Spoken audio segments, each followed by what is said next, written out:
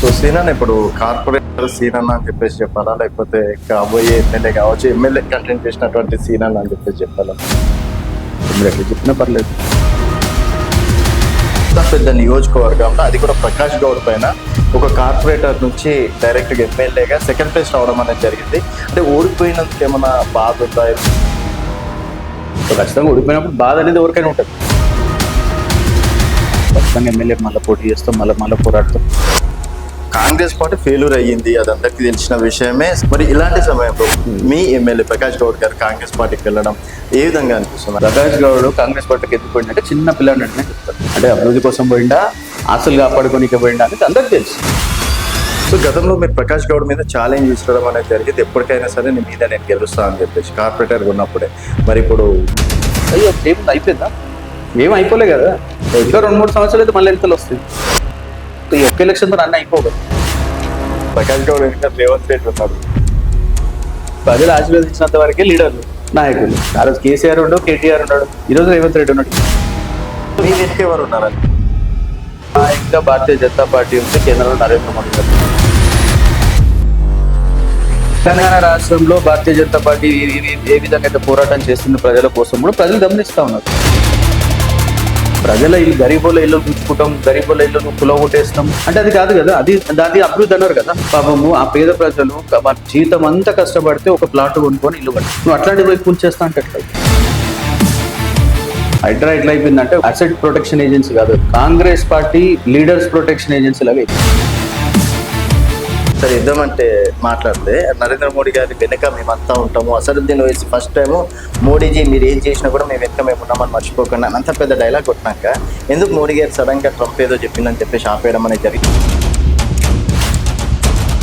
ఈరోజు పాకిస్తాన్లోకి వెళ్ళి మన వాళ్ళు వెళ్ళి 9 బేస్లు అంటే 9 ఉగ్రవాద సంస్థలపై దాడి చేసి మట్టి గరిపించి వచ్చింది నరేంద్ర మోడీ.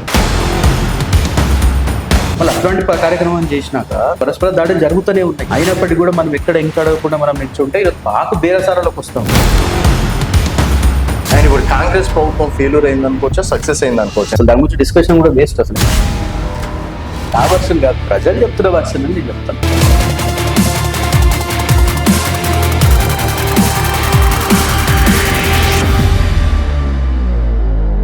వెల్కమ్ టు తెలంగాణ వెలుగు, నేను మీ రాజు. ప్రస్తుతం మనతో పాటు మైలార్దేవపల్లి కార్పొరేటర్ అలాగే Rajendra Nagar consultant MLA candidate Tokala Srinivas Reddy గారు ఉన్నారు. నమస్తే శ్రీనివాస్ రెడ్డి గారు. నమస్కారం. సో సీనన్ ఇప్పుడు కార్పొరేటర్ సీనన్ అని చెప్పేసి చెప్పాలా, లేకపోతే కాబోయే ఎమ్మెల్యే కావచ్చు ఎమ్మెల్యే కంటెంట్ చేసినటువంటి సీనన్ అని చెప్పేసి చెప్పాలా? ఎట్లా చెప్పినా పర్లేదు. ప్రజలు ఉండే వాళ్ళ 10 ఏళ్ళకి కార్పొరేటర్ ప్రజలకు సేవ చేస్తా ఉంటాను. మొన్న భారతీయ జనతా పార్టీ అవకాశం ఎమ్మెల్యేగా రాజేంద్ర కాన్స్టిట్యూన్సీ నుంచి పోటీ చేసినప్పుడు మీరు ఎట్లా చెప్పినా పర్లేదు.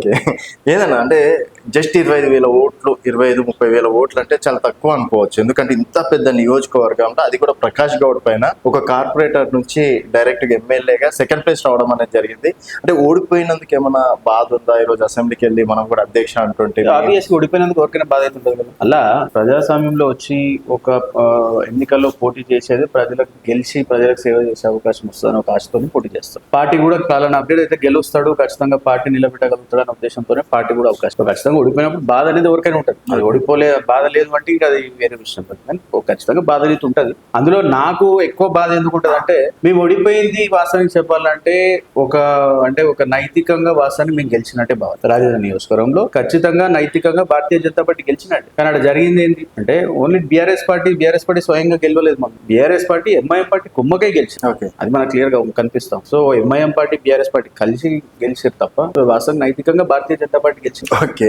సో ఇప్పుడు మళ్ళీ ఎమ్మెల్యేగా అనుకుంటున్నారా, లేకపోతే కార్పొరేటర్ నెక్స్ట్ ఎలక్షన్స్ వస్తున్నాయి సో మళ్ళీ కార్పొరేటర్ గా పోటీ చేసి కార్పొరేటర్ గానే చాలా అనుకుంటున్నారా? ఎందుకు అనుకుంటాం, ఎవరైనా ఖచ్చితంగా ఎమ్మెల్యే మళ్ళీ పోటీ చేస్తాం, మళ్ళీ పోరాడుతాం, గెలిచేంత వరకు పోరాడుతుంటాం. మళ్ళీ ఖచ్చితంగా గెలిచి తీరే విధంగా ఈసారి మరింత వ్యూహాత్మకంగా ప్రోగ్రామ్ ప్లానింగ్ చేసుకొని ముందుకు కార్పొరేటర్ పోటీ చేస్తా వచ్చేదంటే పార్టీ ఏది ఆదేశిస్తే ఆ పని చేస్తాం. పార్టీ కట్టుబడి ఉన్నాం. భారతీయ జనతా పార్టీ ఏ విధంగా పార్టీ అధిష్టానం ఏది నిర్ణయిస్తే దాని ప్రకారం. అంటే ఎమ్మెల్యే క్యాండిడేట్ అనేది ఒక రేంజ్ అలా ఇప్పుడు కార్పొరేటర్ అనేది కేవలం డిజైన్ వరకే ఉంటది కదా, సో ఆ విధంగా చూసుకున్నట్టయితే మీ ఒపీనియన్ ఏంటంటే? నా ఒపీనియన్ అదే, పార్టీ ఏం చెప్తే అది. ఇప్పుడు అట్లాంటి ఒక కార్పొరేటర్ కి హైదరాబాద్ లో ఎక్కడ లేని విధంగా ఫస్ట్ టైం ఒక కార్పొరేటర్ కి అవకాశం నాకు ఇచ్చారు. వేరే ఏ కార్పొరేటర్ మన అవకాశం రాలేదు అంటే పార్టీ నన్ను ఆ రోజు నాకు ఒక అవకాశం కల్పించింది. పార్టీ గట్టుబడి ఉంటుంది, పార్టీ ఏ నిర్ణయం తీసుకుంటా నిర్ణయం. ఓకే, అంటే మరి గతంలో కూడా మీరు పోటీ చేయడం అనేది జరిగింది, మళ్ళీ రెండోసారి మళ్ళీ మూడోసారి కూడా ఓపిక ఉందా? ఓపిక వచ్చిందే రాజకీయం చేయడానికి.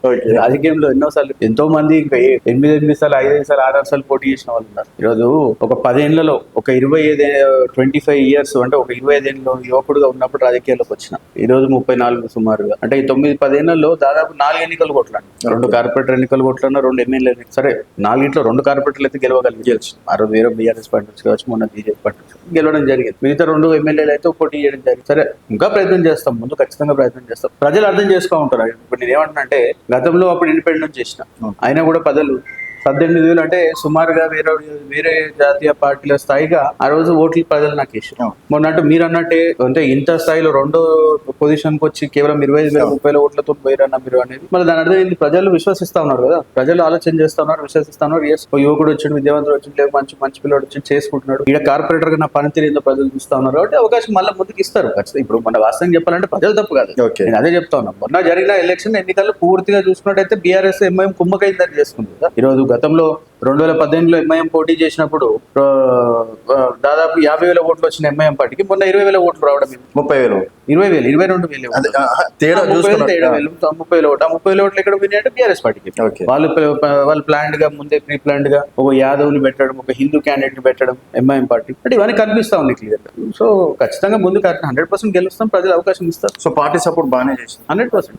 పార్టీ సపోర్ట్ చేసింది. రాజేంద్ర నగర్ ఆ టైంలో చూసుకున్నట్టయితే చాలా హార్డ్ కేక్ అన్నది. ఒక్కటి కాదు, ఇద్దరు కాదు, 5 మంది పోటీ చేయడం అనేది జరిగింది, 5 మంది పేర్లు వినిపించడం అనేది జరిగింది. సో మరి తోకల శ్రీనివాస్ రెడ్డికి వాళ్ళందరూ సపోర్ట్ చేసినట్టునా, లేకపోతే ఏమన్నా కొన్ని కారణాల వల్ల అట్లా? అట్లాంటిది ఏమి ఉండదు, ఖచ్చితంగా అందరు పనిచేసారు, పార్టీ పనిచేసింది. కాబట్టి ఇప్పుడు నేను అదే చెప్తా ఉన్నా, 90,000 ఓట్లు సాధ్యమైంది అంటే చిన్న విషయం కాదు. మీరు అన్నట్టు మేము మొత్తం తెలంగాణ రాష్ట్రంలో 19 నియోజకవర్గాల్లో భారతీయ జనతా పార్టీ రెండో పొజిషన్కి వచ్చి ఓడిపోయింది. అంటే ధీటుగా వచ్చి 19 నియోజకవర్గాలు ధీటుగా వచ్చి పోటీ ఇచ్చి రెండో పొజిషన్ లో ఉన్నాయి అంటే ఓడిపోయింది. అంటే సుమారుగా అన్ని కూడా మళ్ళీ మీరు అన్నట్టు 10,000, 20,000 ఓట్ల తేడా పోయి అంటే ఇవన్నీ చోట్ల ఏంటి అంటే దీని అర్థం ఏంది? ప్రజలు విశ్వసిస్తా ఉన్నారు భారతీయ జనతా పార్టీ. కొంచెం సమయం పడుతుంది. మొన్న మీరు అన్నట్టు కాంగ్రెస్ చెప్పిన మాయమాటలు ఏది, కాంగ్రెస్ థర్డ్ ప్లేస్ ఇచ్చింది కదా అంటే ఇక్కడ కాదు నేను చెప్పేది, అదే నేను చెప్తాను. ఇక్కడ విషయం మాట్లాడట్లేదు, ఇక్కడ కూడా 3rd ప్లేస్ వచ్చిందన్న దానికి ఓట్లు కూడా చీలినాయి కదా అంతే. ఇప్పుడు ఇక్కడ కూడా 3rd పొజిషన్ వచ్చిందన్న పేరే కదా, ఇక్కడ కూడా వచ్చినాయి కదా ఓట్లు. అంటే నేను అనేది ఏంటంటే అవన్నీ ఎందుకు వచ్చినాయి అంటే కొందరు నమ్ముతారు కదా. ఇప్పుడు ఆ హామీలు నమ్మిరు, ప్రజలు అంతటా నమ్మిరు. తెలంగాణ రాష్ట్రంలో రాజధాని కాదు, తెలంగాణ రాష్ట్రంలో అంతా ప్రజలు ఏదో చేసేస్తుంది కాంగ్రెస్, ఏదో అయిపోతుంది అనుకున్నారు. సో ఇప్పుడు కాంగ్రెస్ పార్టీ ఫెయిల్యూర్ అయ్యింది, అది అందరికీ తెలిసిన విషయమే. సరే వాళ్ళు ఒప్పుకోకపోయినా ప్రజల నుంచి వ్యతిరేకత వస్తుంది. మరి ఇలాంటి సమయంలో మీ ఎమ్మెల్యే ప్రకాష్ గౌడ్ గారు కాంగ్రెస్ పార్టీకి వెళ్ళడం ఏ విధంగా అనిపిస్తుంది? అంటే ఆయన విఘ్నత కొద్దిలేదు, ఎందుకంటే గతంలో టీడీపీ నుంచి గెలవడం, తర్వాత మళ్ళీ టీఆర్ఎస్ లోకి పోవడం. ఆ రోజు టీఆర్ఎస్ పార్టీ అధికార పార్టీ ఉందని అలా సరే ఆ రోజు పోయిండేమో అధికార పార్టీ పోయిండేమో, అది చేస్తా ఇది చేస్తలేమో, కేసీఆర్ బ్రహ్మాండంగా చేస్తుండే అంటే అప్పుడు వాస్తవానికి ఆ వాతావరణం కేసీఆర్ అందరూ నమ్మించి ఆ వాతావరణం సృష్టించి పెట్టినప్పుడు కాబట్టి సరే ఈయన కూడా పోతే ఏదో పని చేస్తుండేమో, మంచిదే నియోజకవర్గం 4 డబ్బులు వస్తాయి, 4 నిధులు వస్తాయి, జరుగుతుంది అనుకున్నాం. అది జరగలేదు. తర్వాత అది అది ఎంత క్లియర్ గా నిర్ధారమైందంటే అచ్చా ఈయన పోయింది దేనికి అంటే కేవలం ఆస్తులు కాపాడుకోవడానికి లేదా ఆస్తులు సంపాదించుకోవడానికి పోయిందని క్లియర్ గా ప్రజలకు కట్టుగా అంటే క్లియర్ పిక్చర్ అర్థమైంది. అండ్ ఇప్పుడు కూడా అంటే నేను ప్రజల కోసమే పోయినా, అభివృద్ధి కోసమే పోయినా, నా స్వార్థం ఏం లేదా అని చెప్పేసి నేను తెల్ల కాగితం అంటే తెరిచిన పుస్తకం అంటూ. ఈ రోజు రాజేంద్ర నియోజకవర్గంలో చిన్న పిల్లని అడిగినా చెప్తారు ప్రకాష్ గౌడ్ కాంగ్రెస్ పార్టీకి ఎందుకు పోయిందంటే చిన్న పిల్లని అడిగినా చెప్తారు ఎందుకు పోయిండు అంటే అభివృద్ధి కోసం పోయిండా, ఆస్తులు కాపాడుకోనికే పోయిండా అనేది అందరికి తెలుసు. సో గతంలో మీరు ప్రకాష్ గౌడ్ మీద ఛాలెంజ్ విసరడం అనేది జరిగింది, ఎప్పటికైనా సరే నీ మీద నేను గెలుస్తా అని చెప్పేసి కార్పొరేటర్ ఉన్నప్పుడే. మరి ఇప్పుడు అదే దాని మీద ఉంది కదా, అయ్యో ఏముంది అయిపోయిందా? ఏం అయిపోలే కదా, ఇంకా 2-3 సంవత్సరాలు అయితే మళ్ళీ ఎంతలు వస్తాయి. అవును, అలా ఉంది కదా, సమయం ఉంది కదా. సో అదే దాని మీద కట్టుబడి 100% అయ్యో ఎందుకన్నా ఖచ్చితంగా గెలుస్తాం. ప్రకాష్ గౌడ్ మీద ఖచ్చితంగా గెలిచి చూపిస్తాము. ఆయన మా పోరాటం అవట్లేదు కదా, మేము ఇంకా పోరాడుతూనే ఉన్నాం. ఆయన చేసిన అక్రమాలు ఎక్కడ చేస్తే అక్కడ పోరాడుతూ ఉన్నాం, ఆయన అభివృద్ధి చేయకపోతే నిలదీస్తూనే ఉన్నాం, జరుగుతూనే ఉన్నాయి. ఓకే. ఎందుకు ఒకరోజు ఈ ఒక్క ఎలక్షన్ తో అన్న అయిపోగదు, సో ఇంకా కంటిన్యూ కంటిన్యూ ఉంది ఆఫీస్ పక్క పక్క డౌట్ లేదు, తగ్గేది ఉండదు అది. అది అసలు లేదు. ఎందుకంటే ఇప్పుడు ప్రకాష్ గౌడ్ ఇంకా రేవంత్ రెడ్డి ఉన్నాడు. అప్పుడు కేసీఆర్ ఉంటే ఇప్పుడు రేవంత్ అదే. రెడ్డి. ప్రజలు ఆశీర్వదించినంత వరకే లీడర్లు నాయకులు. ఓకే. అదే ఆ రోజు కేసీఆర్ ఉండడు, కేటీఆర్ ఉన్నాడు, ఈ రోజు రేవంత్ రెడ్డి ఉన్నాడు. ఏమైతుంది వాళ్ళతో? మీ వెనక ఎవరు ఉన్నారని చెప్పేసి ఆల్రెడీ ఇప్పుడు బీజేపీలో 4-5 గ్రూప్ రాజకీయాలు ఉన్నాయి. ఇంకా అధ్యక్షుడు ఇంకా ప్రకటించలేదు. ఇంకా భారతీయ జనతా పార్టీ ఉంది, కేంద్రంలో నరేంద్ర మోడీ గారు. అది ఇన్ని రోజులు నరేంద్ర మోడీ గారికి గాలి ఉంటది అనుకోవచ్చు. ఇప్పటి వరకు మీరు ఎవరన్నా ఇప్పుడు కాంగ్రెస్ పార్టీ 6 హామీలో ఏదో ఇచ్చింది, బీఆర్ఎస్ పార్టీ మేము అది చేసినాం ఇది చేసినాం అని చెప్పేసి అన్నది. బీజేపీ ఎప్పటికి చూసినా జై శ్రీరాము తర్వాత నరేంద్ర మోడీని చూసి ఓట్లేయాలంటే జనాలు ఎట్లేస్తారు? నరేంద్ర ఇప్పుడు మోడీ అంతా అప్డేట్ కాదు. ఎందుకు అంటున్నామన్నా? ఇప్పుడు నరేంద్ర మోడీ మొన్న నేను అదే చెప్తా ఉన్నా మీకు, మాకు 90,000 దేన్ని చూసేసారు. అప్పుడు కూడా అన్నట్టు రాజేంద్ర నియోజకవర్గంలో 90,000 ఓట్లు దేన్ని చూసేసి జనాలు. నరేంద్ర మోడీ తెలంగాణ రాష్ట్రంలో 19 సీట్లు 2వ పొజిషన్ వచ్చినాయి. ఇంతకుముందు నేను చెప్పినాను అవును. ఒక దాంట్లో ఎందుకు వచ్చినాయి, దేన్ని చూసేసి. నరేంద్ర మోడీ మళ్ళీ అదే చెప్తాను, నరేంద్ర మోడీని చూసేస్తారు. అంటే నరేంద్ర మోడీ మేము ఈ అభివృద్ధి చేసినాం కేంద్రం నుంచి తెలంగాణ రాష్ట్రంలో భారతీయ జనతా పార్టీ ఏ విధంగా అయితే పోరాటం చేస్తుంది ప్రజల కోసం కూడా ప్రజలు గమనిస్తా ఉన్నారు. చేసినాం. ఈ రోజు కాంగ్రెస్ పార్టీ చేయలేని ఎన్నో పోరాటాలు మేము చెప్పుకుంటా పోతే చాలా ఉన్నాయి, లిస్ట్ ఉంది. ఓకే. బండి సంజయ్ గారు ఆధ్వర్యంలో కావచ్చు, తర్వాత మొన్న కిషన్ రెడ్డి గారు ఆధ్వర్యంలో కావచ్చు, ఎన్నికల ముందు లేకపోతే ఇప్పుడు కూడా ఎన్నికల తర్వాత కూడా ఈ రోజు భారతీయ జనతా పార్టీ అనేక యువకుల పట్ల కావచ్చు, లేకపోతే మొన్న హెచ్యూ ల్యాండ్ లో మీరు చూసారు, హెచ్యూ ల్యాండ్ కోసం ఎవరు పోరాటం చేశారు. ఎన్నో విషయాలు. ఇప్పుడు మూసీ ప్రక్షాళన గురించి వస్తే ఈరోజు మూసీలో పోయి ఆ రోజు ఒక్కొక్క రోజు అక్కడ నిద్ర చేసి ఈరోజు ఏ పార్టీ చేసింది మూసీ పోట్ల పోయి నిద్ర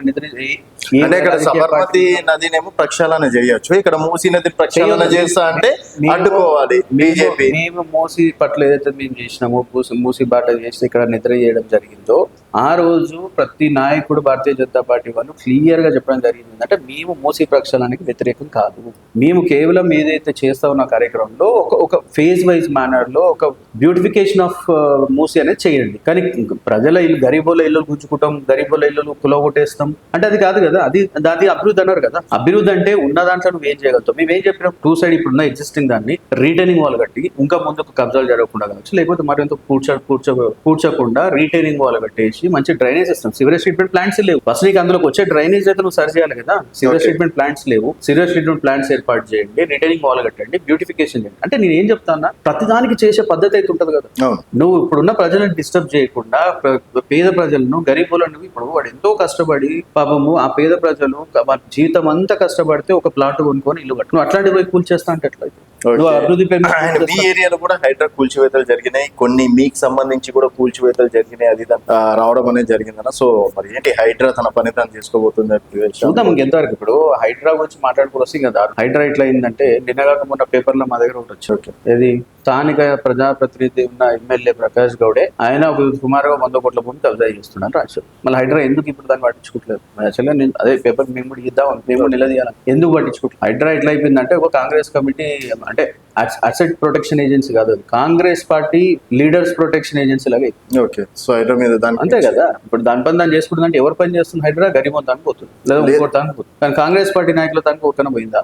వేరే పార్టీ నాయకులు తను పోతుంది, కాంగ్రెస్ పార్టీ నాయకుల తనకి ఎందుకు పోతుంది? ఎన్నో ఉన్నాయి. మనం చూస్తే పేపర్లలో ఎంతో మంది కాంగ్రెస్ పార్టీ నాయకులు చేసిన, గతంలో చేసినాయి కావచ్చు. మనం చూసినాం ఫామ్ హౌస్లు వచ్చినాయి, రేవంత్ రెడ్డి తమ్ముళ్ళే వచ్చి ఇల్లులే వచ్చినాయి, తర్వాత ఫామ్ హౌస్లు వచ్చినాయి, ఎన్నో వచ్చినాయి కదా. మళ్ళీ వాళ్ళందరూ తనకి ఎందుకు పోవట్లేదు? సో మెల్లగా వెళ్తాము. బట్ ఇప్పుడు మాకు కీలకంగా అదే నేను చెప్తా ఉన్నాను, మెల్లగా ఎప్పుడు వస్తుంది నీకు తెలుసు, నాకు తెలుసు ఆ మెల్లగా ఎప్పుడు వస్తుందని. సో అందుకే మేము అనేది ఏంటంటే ఏం చేసినా నైతికంగా పనిచేయాలి ప్రభుత్వం. ఓకే. అండ్ ఇప్పుడు తోకల శ్రీనివాస్ రెడ్డి గారు ఓడిపోయిన తర్వాత కార్యకర్తలకు అందుబాటులో 100% ఖచ్చితంగా అందుబాటులో ఉన్నాం, మంచి కార్యక్రమాలు చేస్తా ఉన్నాం. మొన్న కూడా చూసారు మీరు, నీటి సమస్య వస్తుంది ఎండాకాలం అంటే దానిపై పెద్ద ధర్నా చేసి కార్యక్రమాలు జరుగుతూనే ఉన్నాయి. 100% ప్రజలు అందుబాటులో ఉన్నాం. కార్యకర్తలు కాదు, ప్రజలకు కూడా అందుబాటులో ఉన్నాం. అది కూడా నేను చెప్తా ఉన్నాను, కేవలం కార్యకర్తలకే కాదు, ప్రజలు కూడా అందుబాటులో ఉన్నాం. ఏదో మళ్ళీ ఎలక్షన్ 5 ఏళ్ళకి వస్తే అప్పుడే పోదామనే ఉద్దేశం మాకేం లేదు. ఖచ్చితంగా మేము అందుబాటులో ఉన్నాం. బీజేపీ చేసే కార్యక్రమాలు, భారతీయ జనతా పార్టీ చేసే కార్యక్రమాలు కావచ్చు, లేకపోతే ప్రజలకు ఎక్కడైనా సమస్య వస్తే వాటి కోసం పోరాటాలు కావచ్చు, కొనసాగుతూనే ఉంటాయి. అండ్ రాష్ట్ర అధ్యక్షుడు మార్పు ఏమైనా ఎఫెక్ట్ అయిందని చెప్పేసి అనుకుంటున్నారా మీరు? అది పార్టీ ఇప్పుడు రాష్ట్ర అధ్యక్షుడు ఎవరున్నా మేము పనిచేయచ్చు.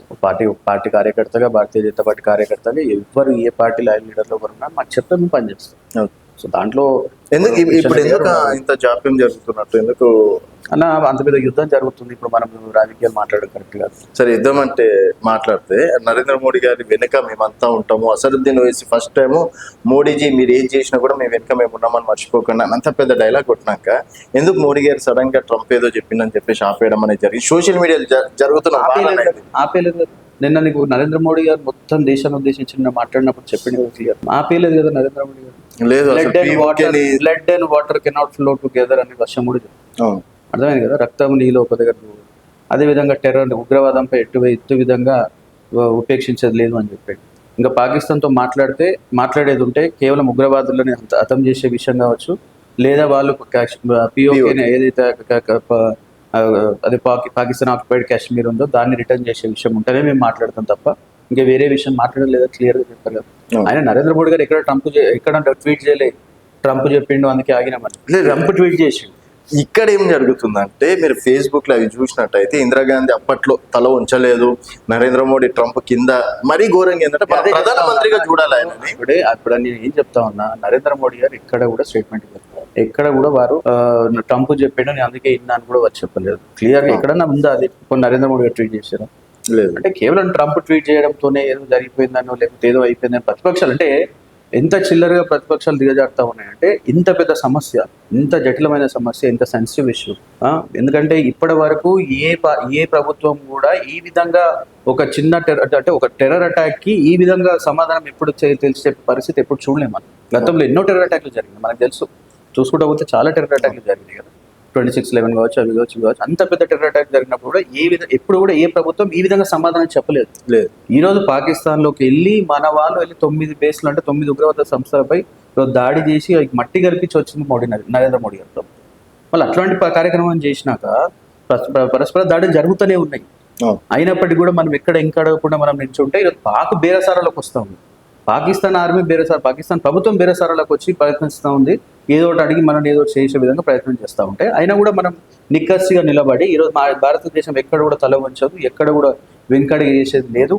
ఈరోజు మాపై ఉగ్రవాది దాడి జరిగితే అది మేము పాకిస్తాన్తోనే దాడి అని ఫీల్ అవుతాం, పాకిస్తాన్ దేశం మీదనే మేము దాడి చేస్తామని ఈరోజు చెప్పిన మొగోడు నరేంద్ర మోడీ.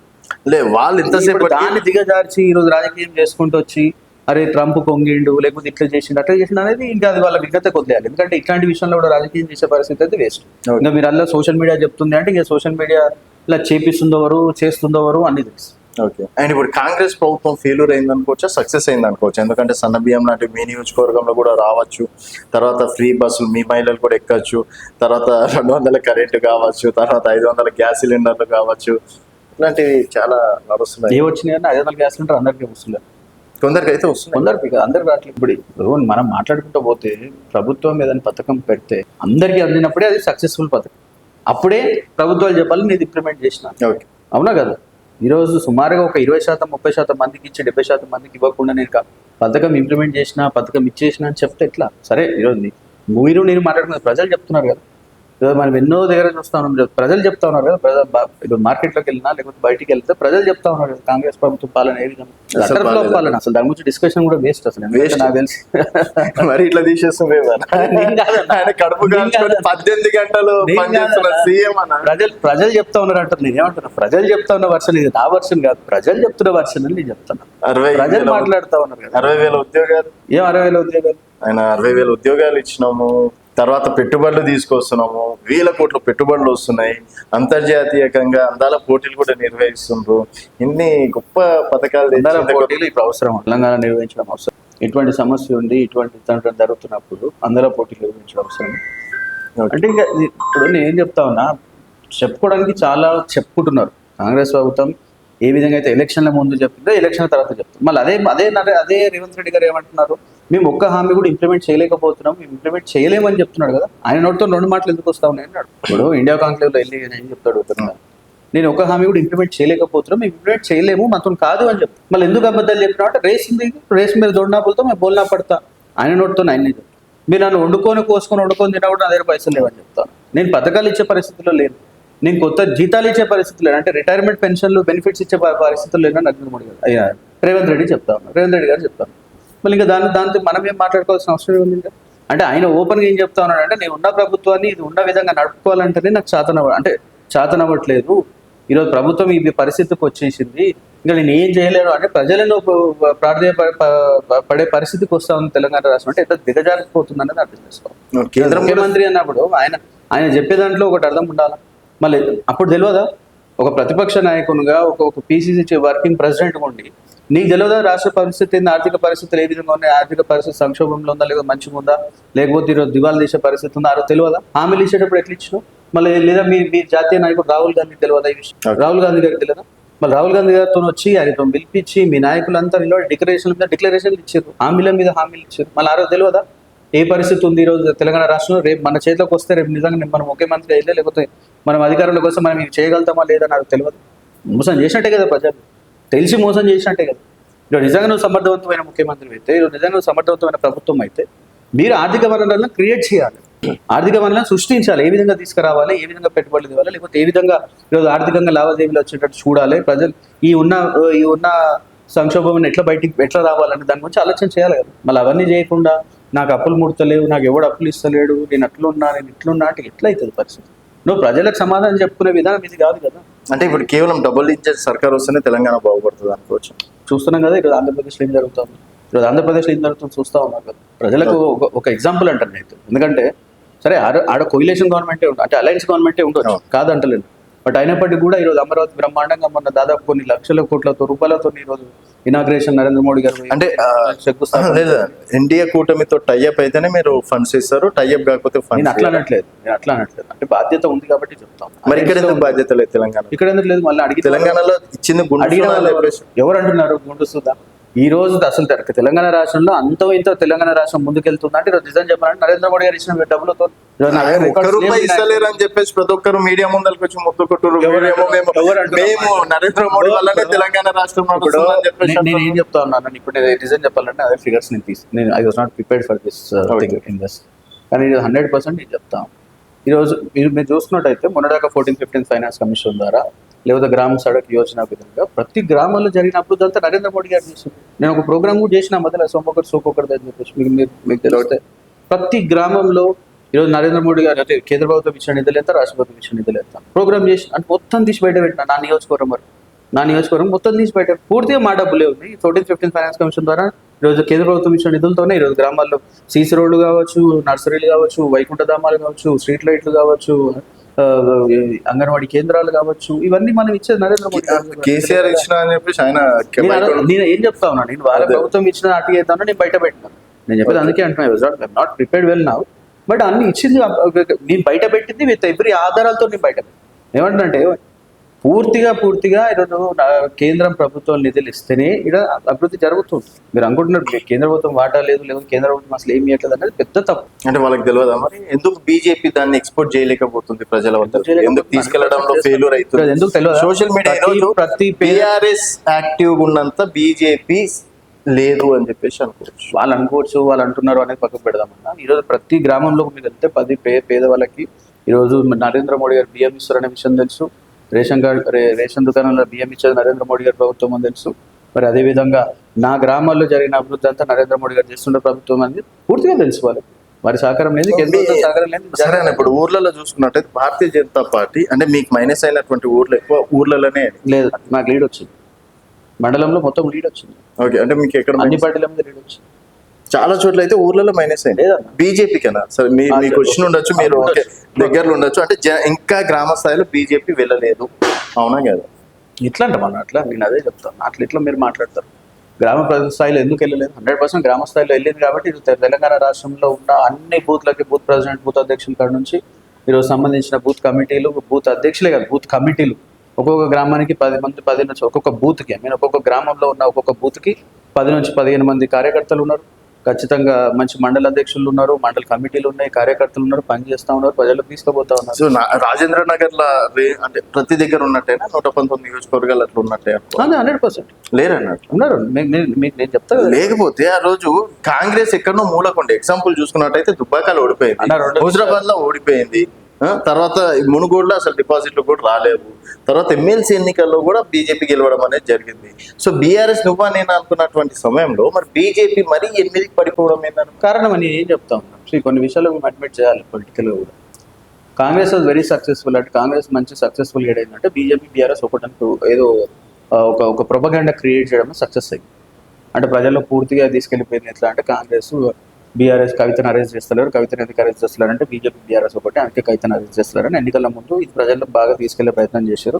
ఈ తప్పుడు ప్రచారంలో వాళ్ళు దాన్ని సృష్టించడంలో సక్సెస్ఫుల్ అయ్యారు. ఓకే, ఓకేనా? మీరు దాన్ని తిప్పి కొట్టడంలో ఫెయిల్యూర్ అయింది. అయితే ఫెయిలియర్ అని మేము అనలేదు, వాళ్ళు సక్సెస్ అయ్యారని మాట. అది ఫెయిల్యూర్ అన్నందుకే కదా వాళ్ళు సక్సెస్ డిఫరెంట్ కదా. ఇక్కడ మనం ఫెయిల్ అయితేనే కదా అక్కడ సక్సెస్. ఫెయిలియర్ అనడం కంటే ముందు నేను ఏం చెప్తా ఉన్నా, ఒక విషయం మనం ప్రజలకు ఆ రోజు ఎంత గుర్తు చించుకొని చెప్పిన అర్థం కాని విషయం ఏంటంటే ఈడీ కవితను అరెస్ట్ చేయడానికి ప్రభుత్వానికి సంబంధం లేదు, పార్టీలకి సంబంధం లేదు.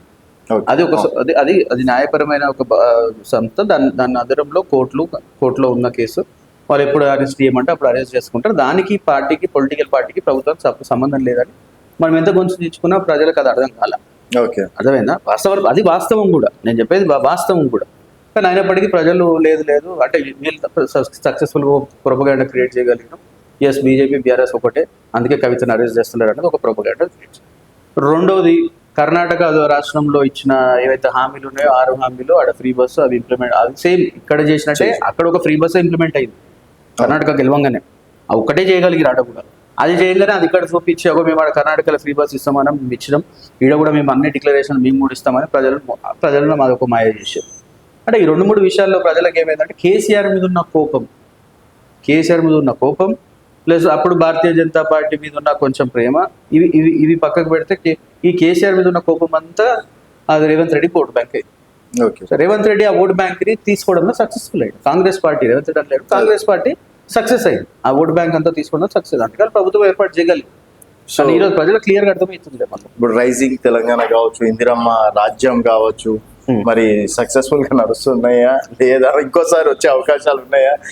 కాంగ్రెస్ దీంతో క్లోజ్. రైజింగ్ తెలంగాణ, ఇందిరమ్మ రాజ్యం గురించి మనం ఎంత తక్కువ మాట్లాడుకుంటాం. అంటే ఈరోజు ప్రజలకు అందరికి అర్థమవుతా ఉంది వీళ్ళు ఇచ్చిన హామీలు ఏంటి. వీళ్ళు ఇచ్చిన సుమారుగా 420 నుంచి 450 హామీలు ఇచ్చారు కాంగ్రెస్ ప్రభుత్వం. 6 గ్యారంటీలు పక్కకు పెడితే మొత్తం 420 నుంచి 450 హామీలు ఇస్తే అలా 10% ఆఫ్ ద హామీలు కూడా అమలు చేయలేరు వీళ్ళు పూర్తి ఇంతవరకు. 14 ఏళ్ళు అయింది వీళ్ళు ప్రభుత్వాన్ని ఏర్పాటు చేసి సుమారుగా.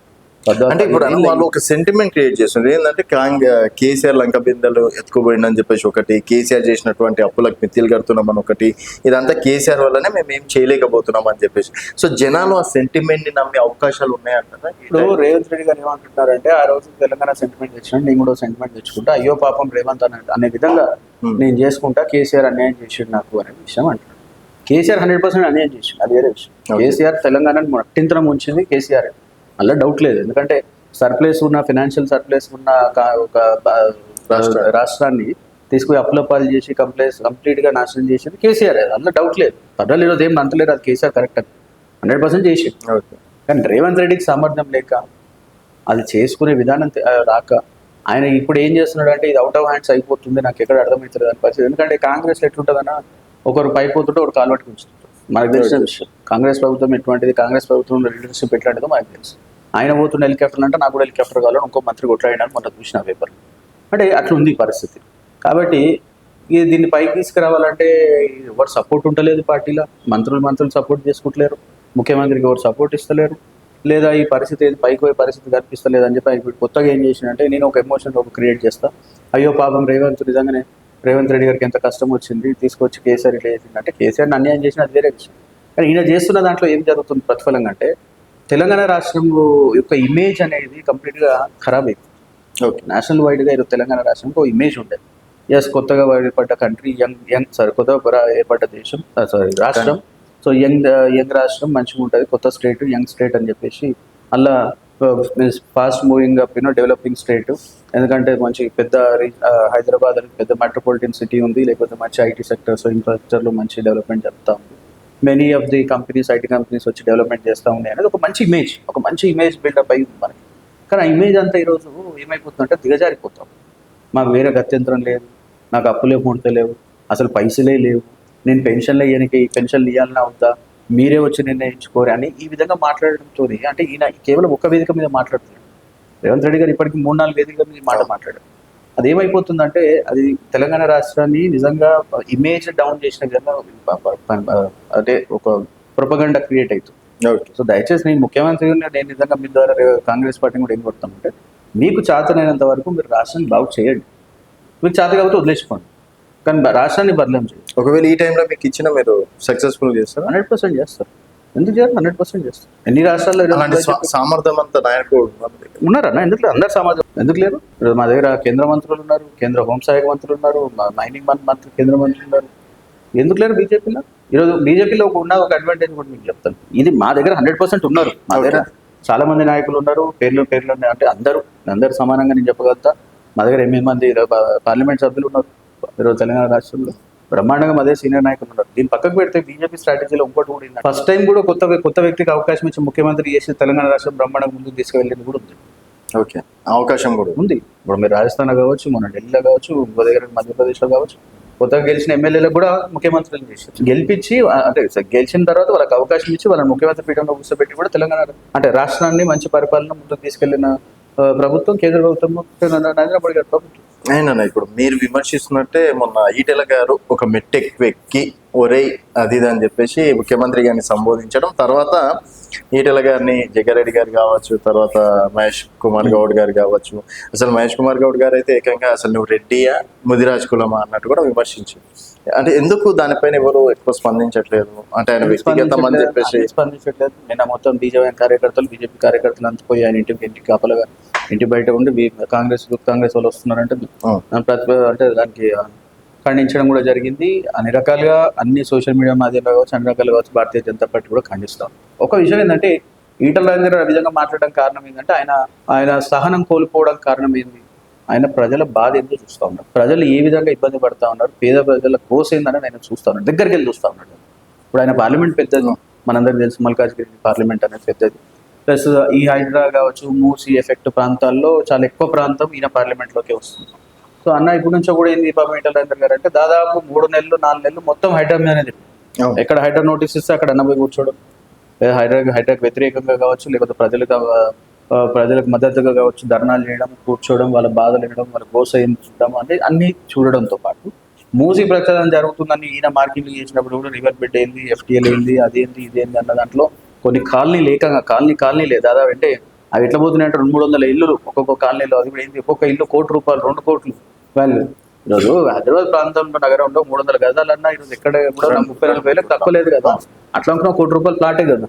అంటే అట్లా 1.5 2 కోట్ల ఇల్లులు ఇవన్నీ పోతా ఉంటాయి. లేకపోతే వాళ్ళ బాధ, వాళ్ళ గోస, ఎందుకంటే వాళ్ళకి మళ్ళీ అన్ని పర్మిషన్స్ ఉన్నాయి, వాళ్ళకి ప్రభుత్వాలు పర్మిషన్స్ ఇచ్చింది, అన్ని ఇచ్చి వాళ్ళు కట్టుకొని సంతోషంగా వాళ్ళ కుటుంబంతో నివసిస్తుంటే వచ్చి నీ ఇంటి మీద మార్కింగ్ చేసి ఇది పోతుంది అంటే ఏం దౌర్జన్యం? అంటే ఈ ప్రభుత్వం చేస్తున్న దౌర్జన్యం, రేవంత్ రెడ్డి చేస్తున్న దౌర్జన్యం అని అంటారు. ఎందుకంటే హైదరాబాద్ ఆయనే తీసుకొచ్చిండు, మూసీ పక్షాలను ఆయనే చేస్తున్నాడు, ఆయన ప్రభుత్వంలో ఆయనే తీసుకొస్తున్నాడు. వాళ్ళు ఇవి తీర్చేటప్పుడు కనీసం గ్రౌండ్ లెవెల్లో రియాలిటీ ఏందని తెలుసుకోవాలన్నా అవుతుంది. వాళ్ళు ఆయనకున్న ఇంటెలిజెన్స్ సంస్థలు ఏం చేస్తూ ఉన్నాయి, లేకపోతే ఇతర సంస్థలు ఏం చేస్తూ ఉన్నాయి, ప్రజలు ఎంత ఇబ్బంది పడుతున్నారు, ప్రజల గోసిందనేది వాళ్ళు తెలుసుకోవాలి. ఇవన్నీ లేకుండా డైరెక్ట్ ఏదో కొట్టి పడేస్తా, తీసి పడేస్తా అంటే ప్రజలు ఎక్కడ పోవాలి? ప్రజలు ఈరోజు నిజం చెప్పాలంటే గ్రౌండ్ లెవెల్ ఎట్లుందంటే బిక్కుమంది ఉన్న పరిస్థితి ఇప్పటికి కూడా. ఈ రోజు కూడా మూసీ ప్రాంతంలో కావచ్చు, లేదా ఆ రోజు నువ్వు హైడ్రా అని చెప్పి FTL మార్కింగ్లు ఇచ్చిపోయిన ఇళ్ళు ఈ రోజు కూడా బిక్కుమని కూడా బతుకుతా ఉన్నారు. ఏం తోచక ఇక్కడ తోచక. సో మీరు కూడా బాధ అంటే ఆ సహనం అంటే అవన్నీ చూసి ఆ సహనం కోల్పోయి ఆ మాట అనాల్సి వచ్చింది. ఎందుకంటే ఎన్నో వేదికల ద్వారా, ఎన్నో ధర్నాల ద్వారా, అన్నీ కాదు, మీరు భారతీయ జనతా పార్టీ మేము కావచ్చు, భారతీయ జనతా పార్టీ కార్యకర్తలు కావచ్చు, మా రాష్ట్ర నాయకత్వం కావచ్చు, అన్ని రకాలుగా ధర్నాలు చేసి నువ్వు చేస్తున్న తప్పు అన్నప్పుడు నువ్వు ఎందుకు రియలైజ్ కాలేకపోతావు, నువ్వు రియాలిటీలకు ఎందుకు రాలేకపోతావు? కాబట్టి సహనం ఎవరైనా కోల్పోతారు, ఒక పాయింట్ వచ్చిన దూరం కోల్పోతారు. ప్రజల పక్షాన అది కూడా ఆయన సొంతంగా వచ్చింది, ఆయన ఇంటికి వచ్చింది, దాని గురించి మాట్లాడలేదు. ఓకే, ప్రజల పక్షాన మాట్లాడాడు. సరే మాట్లాడిన దాన్ని ఏం చేస్తా ఉన్నారంటే వీళ్ళంతా డైవర్ట్ చేసి కాంగ్రెస్ నాయకులు ఏంది అసలు ఎందుకు మాట్లాడిండో పక్కకు పెట్టేసి ఇదన్నావు నువ్వు, ఈ మాట అన్నావు అంటున్నారు కదా, అసలు ఎందుకన్నావు చెప్పమని ఒక్కనన్నా అది మాట్లాడుతున్నారు. ఫ్రస్ట్రేషన్ అంటున్నారు కదా, రాష్ట్ర అధ్యక్షుడు ఇవ్వలేకపోతున్నారు, కొంత వర్గం అడ్డుకుంటుందని చెప్పేసి వాళ్ళే చెప్తున్నారు. తెలిసినట్టు జగ్గారెడ్డి గారే అన్నారు, మహేష్ కుమార్ గౌడ్ గారు అన్నారు, చామల కిరణ్ కుమార్ రెడ్డి. నేను అదే చెప్తా ఉన్నాను నువ్వు సబ్జెక్ట్ ఆయన దేనికి అన్నాడో నువ్వు మాట్లాడు. ఆయన ఎందుకు అన్నాడు అనేది నువ్వు ఎందుకు జడ్జ్ చేస్తున్నావు? నువ్వు తను ఎందుకు మాట్లాడారు ఈటల రాజేందర్ గారు ఆ మాట అనేది నువ్వు ఎందుకు జడ్జ్ చేస్తున్నావు? అది కాదు కదా, నువ్వు దాని గురించి ఎందుకు అన్నాడో నువ్వు అది చెప్పు. ప్రజలు అది అనడం కరెక్టా కదా? ప్రజలు టాపిక్ అంతా కాస్త పర్సనల్ గొడవలాగా అయిపోయింది. అదే అట్లా చేసి నేను అదే చెప్తా ఉన్నాను. టాపిక్ అదే డైవర్ట్ చేశారు. ఒకవేళ మీరు రేపన్నాడు హైడ్రా గురించి ప్రశ్నిస్తే మీ పరిస్థితి అంతేనా? మిమ్మల్ని కూడా ఇంకా విమర్శలు హైడ్రా గురించి ఎప్పటి నుంచో ప్రశ్నిస్తున్నాం, అందరం ప్రశ్నిస్తున్నాం. హైడ్రా వ్యతిరేకంగా పోరాడుతున్నాం, హైడ్రా గురించి అలాంటి ప్రశ్నిస్తారు. సో మీకు కూడా అంటే మీ ప్లేస్ లో కూడా మార్కింగ్ జరిగింది కదా ఆ టైంలో? జార్కింగ్ డెమాలిషన్ లేదు, అదే మొత్తాన్ని కూలగొట్టడం అనేది జరిగింది. మరి ఏంటి పరిస్థితి? కోర్టు ఉంది, నిర్ణయాలు తీసుకుంటుంది. న్యాయస్థానం చట్టం ప్రకారంగా ఏం చేయాలో చేస్తాం. ఎందుకంటే సరే దాని గురించి నా రోజు కూడా చెప్పినా, ఇప్పుడు పెద్ద డిస్క్రిప్షన్ డీప్ అవసరం లేదు. కానీ అది సుమారుగా ఈ రోజు కాదు, 40-50 ఏళ్ళ కింద ఉన్న పొలం. మా తాతగారు ఉన్న భూమి. నేను ఇప్పుడు ఏదో కొత్తగా వచ్చి రాజకీయాల్లోకి వచ్చి కొన్నది కాదు. 1978లో ఉన్న ప్రాపర్టీ అది. మా తాతగారు ఆయన ఉన్నప్పుడు కొని ఆయన ఆడ వ్యవసాయం చేసుకున్నారు, మా నాన్నమ్మ గారు వ్యవసాయం చేసుకున్నారు, తర్వాత మా నాన్న తీసుకున్నాడు. అది రకరకాలు ఉంది. ఈరోజు ఓవర్ నైట్ వచ్చి కొత్తగా ఈరోజు ఏదో ఆయన FTL మార్కింగ్ లేకుండా, అంటే లేక్ నోటిఫికేషన్ లేకుండా, నోటిఫికేషన్ లేకుండా, ఐడెంటిఫికేషన్ నెంబర్ లేకుండా ఏదో వచ్చి రాత్రి ఇది పెద్ద చెరువు అంటే ఆడ చెరువు విలేజ్ మిషన్ లేదు. చిన్నప్పటి నుంచి నేను కూడా ఉన్నా, నేనే కాదు ఇక్కడ అంతా గ్రామస్తులు, కానీ ఇక్కడ ఉన్న వాళ్ళంతా చెప్తారు ఆడ ఏముండే, అది ఎవరిది ఎక్కడ ఉంటే ఏముండే అంటే అందరు చెప్తారు. సరే ఈరోజు ఏదో కొత్తగా వచ్చి గీసి ఏదో ప్రయత్నం చేసి దాన్ని సృష్టించి ఇప్పటివరకు అంతర్గతంలో ఇప్పుడు ఒక నోటీస్ లేదు, ఒక సర్వే లేదు. కేవలం అంటే మీ పైన పర్సనల్ డౌట్ అనుకోవచ్చు. డౌట్ లేదు, 200% అలా డౌటే లేదు. అది నేనే కాదు అందరు చెప్పింది మాట. మరి అట్లాంటివి జరిగితే తోకల శ్రీనివాస్ రెడ్డి కామ్ అయిపోతుంది. ఏం కాదు, ఎందుకంటే ఇప్పుడు కూడా ఇంకా కాలే కదా. ఇంకేం చేయగలుగుతారు? సరే అదొకటి ఇష్టం, ఇంకేం చేయగలుగుతారు? ఓకే, నాకేం అక్రమాలు లేవు, నాకేం అక్రమ ఆస్తులు లేవు, నాకేం అవినీతి బిజినెస్ లేవు, లేకపోతే ఇంకేదో బిజినెస్ లేవు, ఇంకేం చేయగలుగుతారు? సో పోరాటం మాత్రం ఆగదా 100%. మరోసారి ప్రకాష్ గౌడ్ పైన గెలవడమే మీ ఏకైక లక్ష్యం?